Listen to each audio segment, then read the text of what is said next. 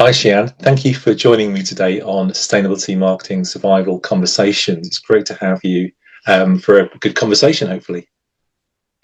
Yeah, thanks so much for having me, and thanks for inviting me along today to share some of the work that I've been doing in relation to sustainability communications. So I'm going to share a little bit of my side of things from the PR point of view on sustainability. So my background is in journalism, so I have 16 years experience in journalism and PR. My current role is a PR related role at the University of Dundee, where I lead the sustainability communications alongside other PR responsibilities. So through this role, I've done quite a bit of press work around sustainability, some public affairs work and stakeholder engagement, and I've done a much bigger project around how to enhance sustainability reputation. So for the media relations work that I've been doing quite a lot of work, particularly around research projects. So most recently, I did a piece on glaciers. So it was how Mm. meltwater from glaciers can affect communities that are nearby to them. So I worked with the academic and press and got some national coverage on that.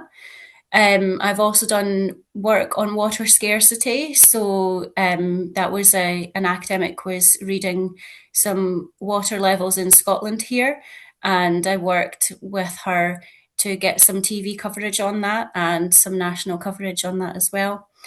I've also utilised external events. So when we had COP coming up, there was an academic who was attending that. So I worked with him to write a thought leadership piece and got national coverage on that one as well. And I've done some work with an MSP to secure her attendance at a launch event which we had, which was about the 20-minute neighbourhood guide. Um, so so I've done quite a bit of work for the university in relation to that, but I also did a much larger piece on Okay. how we could expand our sustainability reputation. So how to Mm. enhance that through using communications. So for that piece, that was kind of the first time that I had taken a real deep dive into the SDGs and considered them from an organizational point of view and an operational point of view. So I really studied the SDGs and thought about how they applied to our organization. So what work did we have going on under each category? So to do that, I looked at internal reporting that we had, and I spoke to different people across the organisation who are involved in sustainability. So I spoke to our sustainability officer and different people on various action groups that we have. I looked at our carbon management plan, and yeah, just gathered lots of different um, documents and bits of evidence and everything that I could to get a fuller picture of what we were actually doing. And then I spent some time looking at competitors as well. So there we have sustainability rankings in for the universities, which I looked at and looked at who in the UK was performing well, and I looked at their website and how they presented their communications around about their sustainability efforts. And through all of this, I identified some areas of improvement, and then I wrote an executive report and made some recommendations in that. So that piece of work was actually for a PR diploma that I was doing at the time, which was with the CIPR and with the PR Academy. But putting that much amount of research into a project which I was working on and giving it that amount of thought and depth really helped me with my sustainability communications. That's really cool. I know you've got this incredible background in journalism, 16 years, and written loads of incredible articles and stories. Coming to sustainability fresh, using that journalistic rigor to immerse yourself within sustainability and to understand some of the concepts and the frameworks and standards. And I think what I love about the nature of what you're involved with is the university is doing some great stuff with sustainability projects, and you've been able to get alongside colleagues who are involved in those projects and promote what they're doing through your skills and abilities. But also this other part of it, which is about the university and the university's own sustainability credentials and impacts. And that's excites me as well. The fact that you've been involved in that project. Why is sustainability so important to universities these days? Yeah, so you're right. There are two different aspects of it really. So there's how we move the agenda forward through research and teaching, and then there's also our own impact on the environment as well. And yeah, just looking at the two of them together to think about how all of this combines to make our reputation, because people on the external side of things and internally as well actually see things in the whole picture. They don't just see one part of the university.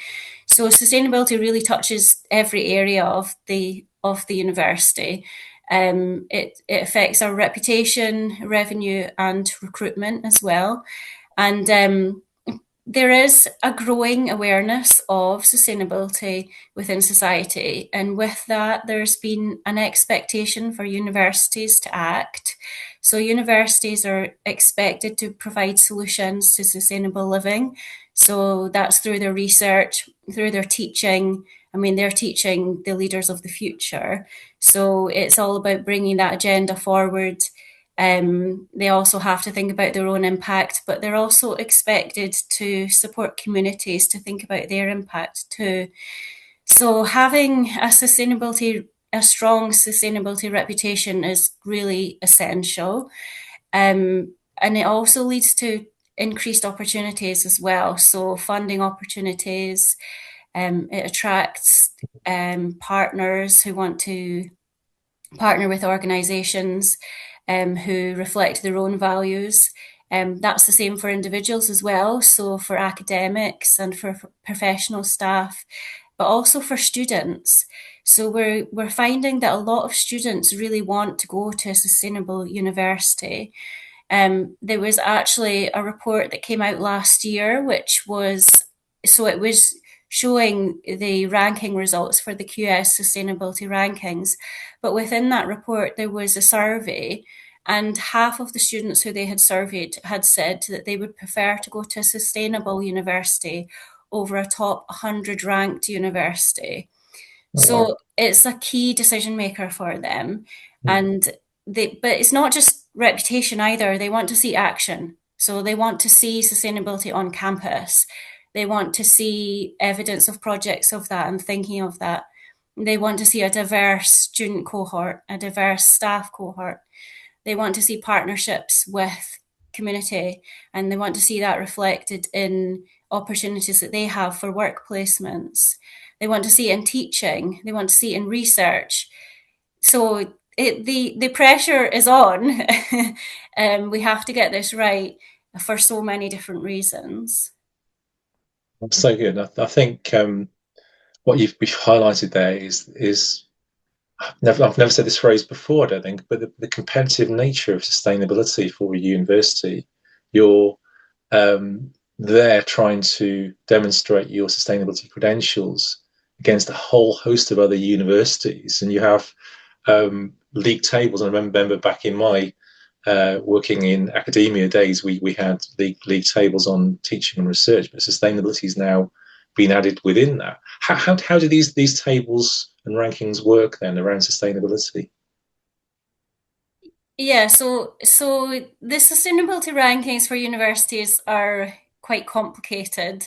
There are lots of different categories and different pieces of evidence and data which have to be submitted. But most universities will be collecting this kind of data anyway because it's part of their commitment for net zero and usually for their commitment to the SDGs as well. So the kind of data that would be collected is carbon output, procurement, investment, policies. So any EDI figures, things like gender balance in staff and students, We also have to collect evidence of how many hours we're spending on sustainability training. So that's for staff, but also how it's incorporated into student education programs. So you would look at research as well. So at the University of Dundee, we actually have quite specific specialities of research related to sustainability. But it's also governance as well. So leadership, how decisions are made, basically all operations, administrations, and engagement. So basically everything about the way that we do it, everything. We have to collect data and evidence for that. So that can then be used for sustainability reporting. So for the SDG Accord reporting, that is a ranking that compares universities through a set of mandatory questions. So there's 25 questions which you have to answer when you're submitting to, and you can provide case studies and lessons learned through that as well. But there are two rankings which really are significant to universities in relation to sustainability. So we've got the QS sustainability rankings, and then we've got the Times Higher Education or THE impact rankings. So they both work slightly differently, and they're both looking at slightly different things, and the way that you submit to them is different.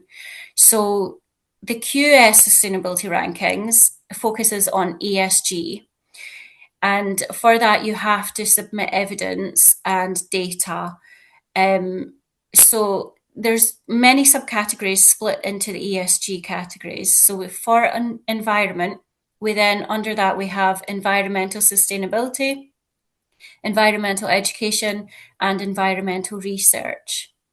For the S for social, we then have equality, knowledge exchange, impact of education, employability and outcomes, and health and well-being. Okay. And then under governance, we have ethics, practices, and transparency in decision making. So the university then submits data and evidence under all of these categories, and you get an individual score for each of the subcategories. And then all of these categories are added together to make an overall score for sustainability. So that QS sustainability ranking stands on its own, but then that score is also incorporated into the QS world rankings. So the sustainability score has a 5% weighting in the world rankings. So it is quite a significant weighting, and also it is something which you can show action within. So then the THE impact rankings are a little bit different. So they are split into the 17 categories. So one category for each goal. The universities have to submit to SDG 17. So that's the partnerships for goals. That's that goal. So that is the only category which is compulsory. Then you can submit to anywhere between 3 to 16 of the rest of the categories. So you can do as many as you want. But your top 3 scores are then added to your score for SDG 17 to make an overall score. So some universities will submit to as many, like maybe even all of the SDGs, just to get an idea of where they sit on each category. So, and if they do that for a couple of years, then they can track their own progress that way. And others might choose to only submit to some categories. So, but no matter how many you submit to, it's just the 3 plus SDG 17. That's so good. Yeah, it is quite complicated. Yeah. I love the idea of the partnerships as well. I always think that partnerships are the goals. 17 is crucial. We can't do this sustainability thing on our own. We have to have those partnerships in place to be able to achieve what we need to achieve. Yeah, and it's essential for universities as well, because they're looking always to partnership between other universities and outside with industry as well to strengthen the transition of moving from university into the wider community. That's really cool. Um, so yeah, so the other thing I should mention about the THE impact rankings is that universities need to submit evidence with that. So under each submission, they can include one link. So getting this out, getting what they're doing out in the public domain is crucial to this ranking. But the idea behind that is to to really shout about the work that you're doing around sustainability and help to bring other people on board with that. So you'll get some points for saying that you're doing something, then you get some points for saying for submitting evidence, and then you get some points for showing that it's in the public domain. So it doesn't Mm. have to be a link to your own website, but many people do use their own website as their shop window. So web content is crucial to this as well. I think that's really encouraging because one of the challenges that we have as marketing and PR within sustainability is this whole thing about this the say do gap. So lots of organisations will say they do things, um, and then actually, where's the evidence? So I can understand why they're giving extra credits for providing the evidence, especially around the transparency element as well. I think that's really nice. The fact that you can then check it out, you can see what is a university doing in a certain area of sustainability, and see that evidence as you say, in the public domain, which I think is really cool.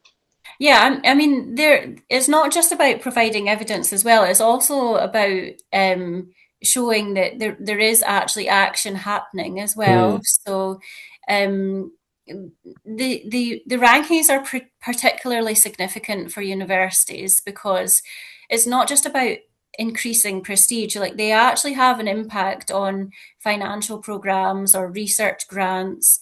They can impact on scholarships. Some countries actually check for rankings before they apply as well. So Oh, it also leads to shared partnerships and shared programs, sorry, and academic partnerships. If other people see that there are projects going on which are connected to theirs, then yeah, it's a great way for connecting the whole sustainability agenda. it sounds like you've been involved in a lot of work, but I imagine there was a lot of research and a lot of conversations to happen before you could actually undertake that work. What were they like? Yeah, absolutely. So I spoke to lots of different people across the organisation. Firstly, I really got my head around the SDGs and ESG and all the technicalities, all the things that you can say and that you can't say. And then I spoke to lots of different people because we have different action groups which are focused on different things. And there's someone who's leading our research efforts now, and then there's someone who's focused on very much on carbon output, and then someone who's focused on initiatives within different areas of the university. So yeah, I very much chatted to everybody that I could to get an idea of localized efforts, and then thought about how we could bring everything all together. That's really cool. And coming back to I suppose your background within journalism, um, there's lots and lots of people, and you're a great example of somebody who's come from a marketing discipline and now has sustainability. I was going to say thrust upon you, but you probably accepted it and probably willingly went for it, like most of us do. What sort of advice would you give to anybody who's thinking of moving into a sustainability marketing area, for example, or communications or a PR area? The first thing I think that you need to do if you've taken on sustainability fresh, or even if you have an awareness, is really look at the SDGs and think about how they apply to your organization. So look at each individual one and think about what you have. So it's not just like projects, but also what you have behind it. So what policies do you have, and what governance do you have around about these things? You might identify things that you hadn't even realized were sustainability related when you see these goals and you think about them in that way. And of course, you should speak to people across the organization as well and get them to help you understand how they relate to your organization. You have to do your homework with sustainability. You have to think about the bigger picture as well. So don't get too focused on individual projects. You have to think about how the whole thing fits Mm. together. If you have any contradictory projects or background at all, you really need to be honest with your strengths and weaknesses, and think about how an outsider would view your whole organization. Um, if you have a sustainability officer, definitely check in with them. Get hold of any metrics that they have. So they might be keeping hold of any carbon outputs, or procurement reports, or investments, or anything like that. Any internal documents that you have that relate to it, then try and get hold of them and read them. And then I would definitely advise looking at your competitors. So, Okay. anyone you have in your field who's doing something slightly similar to you, have a look at what they do in relation to sustainability and the stories that they tell or the way that they present things. Um, Sometimes it's inspiration, sometimes it's um, a warning sign of what not to do. But yes, definitely just get an idea of where you sit compared to your competitors. And then when you have a sort of understanding of everything together, the bigger picture, that's when you can start to think about communication. So definitely share your current status, definitely share your ambitions, but don't be afraid to share everything that happens in between as well, because the journey is a big part of this. So celebrate your wins, but don't over exaggerate. Make sure everything is based on fact. So have you got some evidence to back up what you're saying? And if sometimes things do get derailed, if that happens and you find that you've kind of came off track, make sure you're just honest with people about that. So definitely communicate that, but think about explaining your reasons why and showing what progress you do have that is still keeping the agenda moving forward. By bringing stakeholders along with you, that's the way that they will believe and champion your sustainability efforts. And the one thing I would say to remember as well and bear in mind is to think about any unintentional consequences. So think about if there's anything that your messaging might be leaving out. Mm. Sometimes that can happen without people realizing it, but definitely if you try and look at it through a whole picture, then you can try and spot these things, because that can sometimes be the things that get you in trouble. That's really cool. Actually, it's something I haven't thought about. But I remember back in the day when I was doing bits of PR type stuff, we would look at messaging. We would look at say an event, and we'd look at all the opportunities. We'd also look at all the risks there as well. About someone's turning up at the event, we don't want them talking to that person because they'll talk about their pet project or that sort of stuff. But I love the bit you said about the. Well, I'm putting the word risk on it, but it's almost like the emissions. What are we not saying to people? Because one, we want to be transparent, as you said. Two, we want to show that journey, which I loved as well. That's a really really great point. How does the power of storytelling from your journalistic background come in with that as well, in being able to communicate effectively through a story, for example?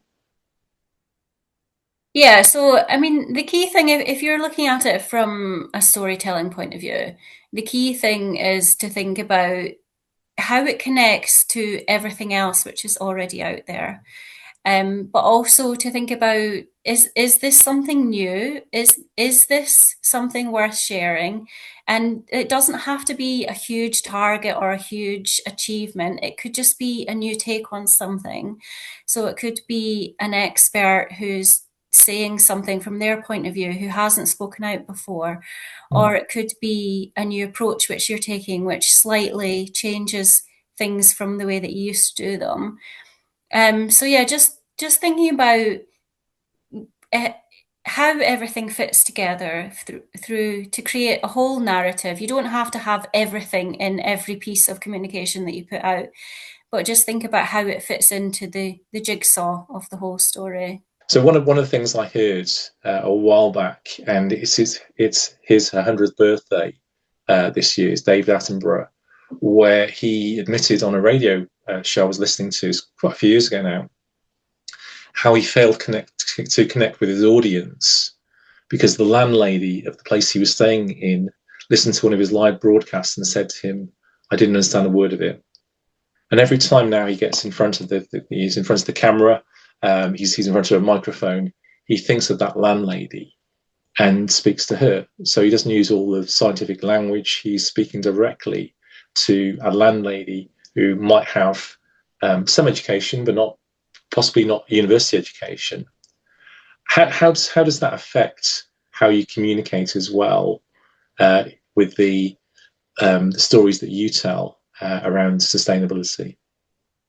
Yeah, I mean, that's an absolutely crucial point. So, especially dealing with academics, they speak with a certain type of language which unless you're in that field, it can be quite difficult to understand. So, a big part is reducing any jargon, just putting things in the most simplest language as you can to make the message really clear. So you don't want anything that's too complicated or technical, which could cause any ambiguity. So the language that you use is really essential. And you have to think about how can you get your story over quickly as well. So if you can't tell it to someone in a lift in a few sentences, then you haven't got your message clear enough. So you really, yeah, That's really good. I think, yeah, that's the number of academic papers that I've read, I should say recently as well. And I think, I'm not sure I understand this. I'm going to have to go and do some Googling, just the terms and phrases that are being used just to get past the first paragraph. So I think that's really cool that you're looking to almost like translate that for everyday people. What does this research mean? What does this finding mean? What does this paper mean? Changing sort of tactic a bit. At the moment, it's not the easiest season for universities to be in. There are issues with funding and student population levels as well. How do you maintain that reputation around sustainability when universities are going through difficult seasons?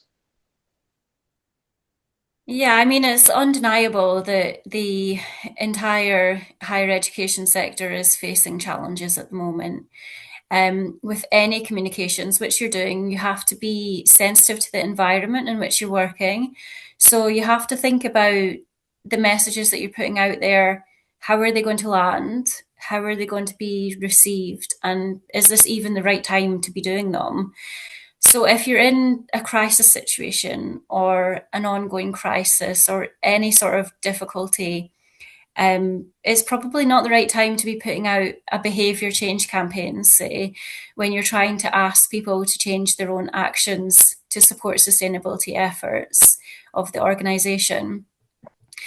Priorities do change when you're in these sorts of challenging situations, but that doesn't mean that all the good work that you've done in the past suddenly goes away. It doesn't overwrite all of the efforts that you've put in to build up your sustainability reputation.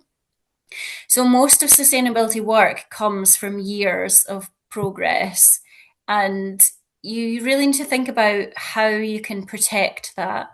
So if you really do want to do communications when you're in that sort of difficult environment, then you could think about things that might have been going on behind the scenes. So have you had any policy updates? Um, do you already have any messages out there that you could just enhance, so bring things together in a more connected way or present them in more of a different fashion? That sounds a really pragmatic approach. I think that knowing your audience and what they're going through, what they're currently experiencing, and then tailoring your messaging and your strategy to meet them where they are, it sounds like a really good idea. Sheanne, I just want to say thank you for coming on Sustainability Marketing Survival Conversations today. It's been a fascinating insight into sustainability within the university, and great to hear about the incredible work that you're doing around sustainability communications as well. Thank you so much for having me.